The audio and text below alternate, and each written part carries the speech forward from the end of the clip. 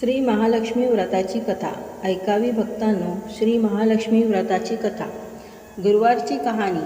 ही कहाणी वाचल्याने किंवा ऐकल्याने दुःख दारिद्र्य दूर होते. महालक्ष्मीच्या कृपेमुळे सुख समृद्धी संपत्ती ऐश्वर वैभव प्राप्त होते. मनातील इच्छा पूर्ण होते. सर्व भूतांच्या ठिकाणी ती छाया शक्ती तृष्णा शांती जाती लज्जा शांती श्रद्धा वृत्ती क्रांती स्मृती दया माता अधिष्ठात्री व लक्ष्मी अशा रूपाने राहते. तिला नमस्कार असो. कैलासावर पार्वती, क्षीरसमुद्रात सिंधुकन्या, स्वर्गात महालक्ष्मी, भूलोकी लक्ष्मी, ब्रह्मलोकी सावित्री, ब्लोलोकी राधिका, वृंदावनी राजेश्वरी, चंदनवनी चंद्रा, चंपकवनी गिरिजा, पद्मावती पद्म्या, मालतीवनी मालती, कुंदवनी कुंदंती, केतकीवनी सुशीला, कंदबबनी कंदमाला, राजप्रदारी राजलक्ष्मी, घरोघरी ती गृहलक्ष्मी अशा विविध नावांनी ती ओळखली जाते. तिला नमस्कार असो. सर्वांच्या परिचयाच्या असलेल्या श्री महालक्ष्मीची ही कहाणी आहे. द्वापारयुगात भारतभूतील सौराष्ट्र देशात ती घडली आहे. तेथे भद्रश्रवा नावाचा राजा राज्य करी. तो पराक्रमी होता. 4 वेद 6 शास्त्रे 18 पुराणे ह्याचे सम्यक ज्ञान त्याला होते. त्याला सूरजचंद्रिका नावाची राणी होती. राणी देखणी सुलक्षणी व प्रतिवता होती. त्या दोघांना 7 पुत्र व त्यांच्या पाठीवर एक कन्या झाली. कन्येचे नाव ठेवले होते शांबाला. एकदा महालक्ष्मीच्या मनात आले त्या राजाच्या राजप्रदारी राहावे. त्यामुळे राजा अधिक सुखी होईल व प्रजेला अधिक सुख देईल. गरिबाकडे राहिले तर तो सारी संपत्ती स्वतःकरिताच खर्च करील. म्हणून महालक्ष्मीने वृद्ध ब्राह्मण स्त्रीचे रूप घेतले व ती काठी टेकत टेकत सूरजचंद्रिका राणीच्या महलासमोर उभी राहिली. म्हातारी असली तरी ती तेजस्वी दिसत होती. तिला पाहताच एक दासी पुढे आली. दासीने वृद्ध ब्राह्मण स्त्रीला नीट विचारपूस केली. वृद्ध ब्राह्मण स्त्रीचे रूप घेतलेली श्री महालक्ष्मी म्हणाली, बाळ, माझे नाव कमळा. माझे पतीचे नाव भुवनेश. द्वारकेला आम्ही राहतो. तुमची राणी पूर्वजन्मी एक वेश्याची पत्नी होती. तो वेश्य फार दारिद्र्य होता. तो रोज त्या दोघांची भांडणं होत. मग नवरा तिला खूप मारझोड करी. या जाचाला त्रासलेली ती वेश्यपत्नी कंटाळली आणि घर सोडून गेली. राणी वनी उपाशी भटकू लागली. तिची ती दशा बघून मला तिची दया आली. धनसंपत्ती सुख व समृद्धी देणाऱ्या श्री महालक्ष्मी व्रताची मी तिला माहिती सांगितली. माझ्या सांगण्याप्रमाणे तिने लक्ष्मी व्रत केले. तिला महालक्ष्मी प्रसन्न झाल्यामुळे तिचे दारिद्र्य संपले. तिचं घर संपत्ती व समृद्धीने भरले. तिच्या जीवनात आनंद आला.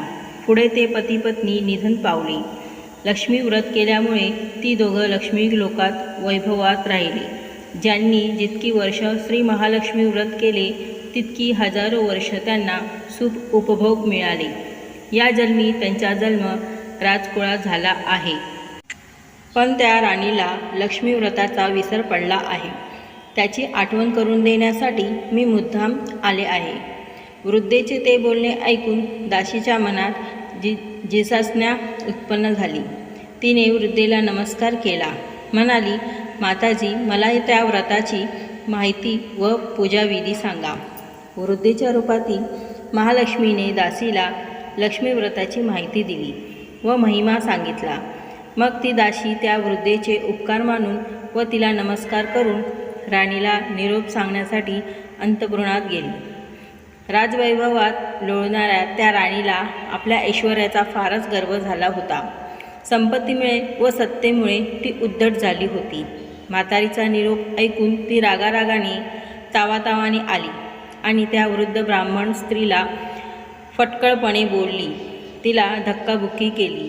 ती वृद्ध ब्राह्मण स्त्री म्हणजे प्रत्यक्ष लक्ष्मी होती. हे काही तिला कळले नाही.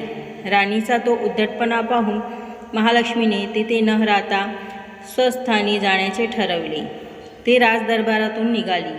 वाटेत तिला शांबाला भेटली. शांबालेला सगळी हकीकत कळली.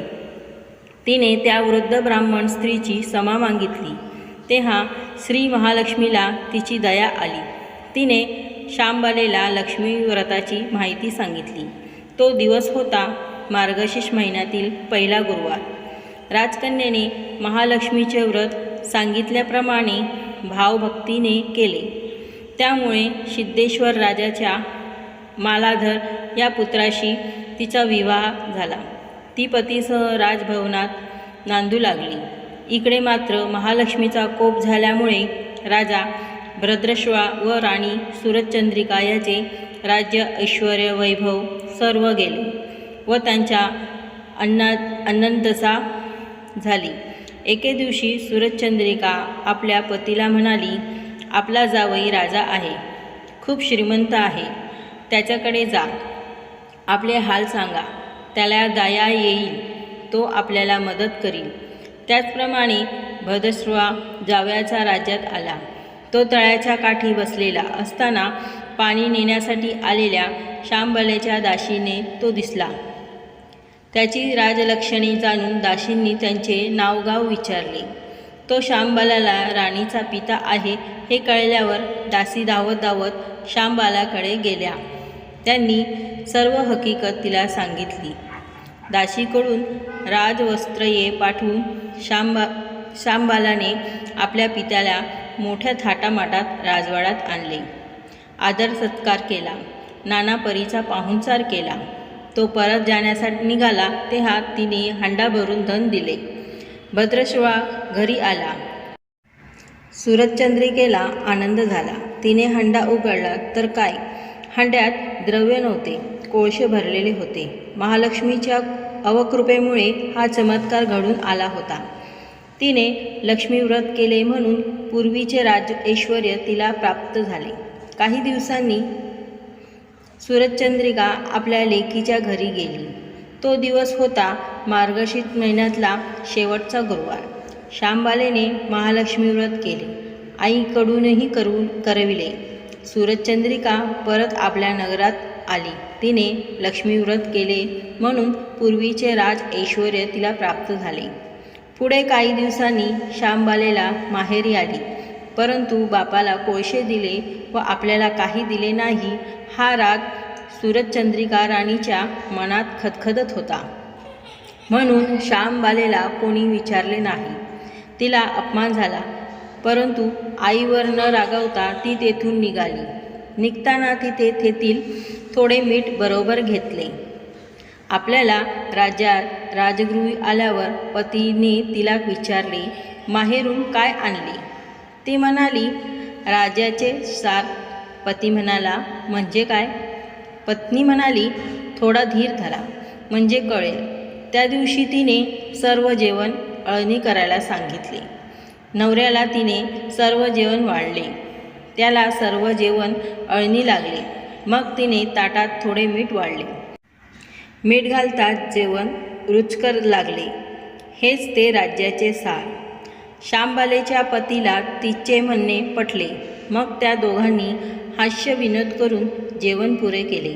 अशा रीतीने जे कोणी हे महालक्ष्मी व्रत श्रद्धेने पूर्ण करतील त्या भक्तांवर महालक्ष्मीची कृपा होईल.